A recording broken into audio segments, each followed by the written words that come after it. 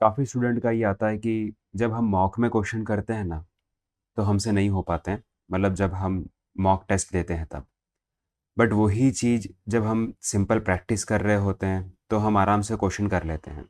ठीक है? तो ये प्रॉब्लम बहुत सारे स्टूडेंट्स की होती है। मतलब अगर मैं आपको रेशियो बताऊँ कि 100 स्टूडेंट्स अगर टेस्ट दे रहे हैं ना, उसमें से 95 स्टूडेंट्स की ये प्रॉब्लम है कि मॉक में नहीं हो पाता है, वैसे तो कर लेते हैं। ठीक है? अब इसके पीछे का लॉजिक समझते हैं, रीज़न समझते हैं कि ऐसा होता क्या है। देखिए, सबसे पहले लॉजिक समझते हैं कि जब आप मॉक में क्वेश्चन कर रहे होते हैं, तब आपके पास टाइम प्रेशर होता है सबसे पहले, ठीक है?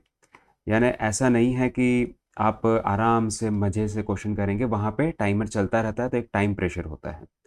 दूसरा क्या होता है कि जब आप प्रैक्टिस कर रहे होते हैं, तो प्रैक्टिस के वक़्त, ठीक है?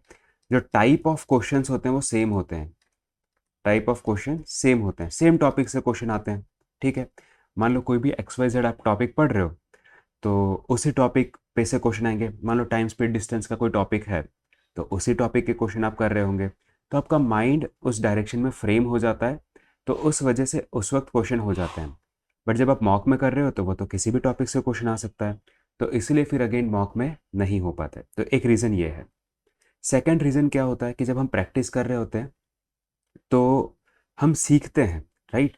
सो सीखने के वक्त वो डेफिनेटली वो टाइम वाला प्रेशर तो नहीं होता है। बट काफ़ी बार क्या होता है ना, एक क्वेश्चन हमने किया, आधे जाके हम स्टक हो गए। ठीक है, क्वेश्चन हमने ट्राई किया और उसके बाद हम वहाँ पे स्टक हो गए। स्टक होने के बाद क्या होता है, कुछ लोग उस क्वेश्चन को वहीं पे छोड़ देंगे, आधा क्वेश्चन, और कुछ लोग बोलेंगे कि नहीं, मैं तो इसको कंप्लीट करके ही चलूँगा। ठीक है? सो वहाँ पे दिक्कत आती है, वहाँ पे 2 पॉसिबिलिटी बन जाती है। अगर आप आगे चले गए, राइट? आप मूव कर गए, आगे चले गए, तो उस वजह से क्या होगा कि वो जो टाइम आपने दिया उस क्वेश्चन को, वो तो वेस्ट चला गया, है ना? तो वहाँ पे तो मार्क्स मिलने नहीं वाले, स्टेप्स के मार्क्स जैसे हमारे स्कूल, कॉलेज के एग्ज़ाम में मिलते हैं। तो वहाँ पे आपने टाइम वेस्ट कर दिया। दूसरा क्या होता है कि नहीं, अगर आपने ये सोचा कि उस क्वेश्चन को मैं करके ही जाऊँगा, मान लो वो टफ क्वेश्चन निकला और वो क्वेश्चन बाद में आपसे हुआ ही नहीं, मतलब मान के चलो कि आप करके ही जाओगे। आपने बोला कि नहीं, मैं करके जाऊँगा। तो उस वजह से हो सकता है कि पीछे ईज़ी क्वेश्चन छूट जाएँगे, ठीक है? तो ये वाली जो सिचुएशन होती है ना, वो बहुत ट्रिकी सिचुएशन होती है। वहाँ पे आपको कोई भी एक कॉल लेना पड़ता है, क्या करें? इस डायरेक्शन में चले जाएँ या ऐसा करें? वो एक आपको सोचना है। यहाँ पे मैं अभी बात नहीं करूँगा, आप कमेंट में बताएँगे कि आप क्या करते हैं, ठीक है? सो ये 3 रीज़न की वजह से हम मॉक में बहुत अच्छा परफ़ॉर्म नहीं कर पाते हैं, बाकी हम प्रैक्टिस में कर पाते हैं। तो ये तो हो गई प्रॉब्लम के पीछे का लॉजिक। अब इसका सॉल्यूशन क्या है? सो अब बात करते हैं सॉल्यूशन पे। देखिए, सबसे पहली बात करें कि टाइम प्रेशर। टाइम प्रेशर जब आप बात कर रहे हैं, तो उसमें क्या हो जाएगा कि आप जब प्रैक्टिस कर रहे हो ना, प्रैक्टिस के वक़्त ही आप ध्यान में रखो कि आप कितने टाइम में करते हो। सो ड्यूरिंग प्रैक्टिस इटसेल्फ आपको टाइमर लगा के प्रैक्टिस करनी है। पहली प्रॉब्लम का सॉल्यूशन ये है, ठीक है? नेक्स्ट आते हैं कि type of question, same type of question कर रहे थे, ठीक है? तो इसलिए वो हो रहा था। अब इसका सॉल्यूशन क्या है कि जब भी आप प्रैक्टिस करो, so same type of question practice करो।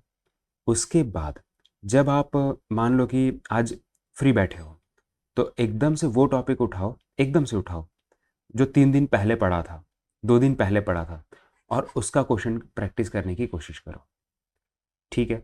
अगर वो हो जाता है, तो ये वाली प्रॉब्लम भी आपकी सॉल्व हो जाएगी कि सेम टाइप के क्वेश्चन आप नहीं कर रहे हो।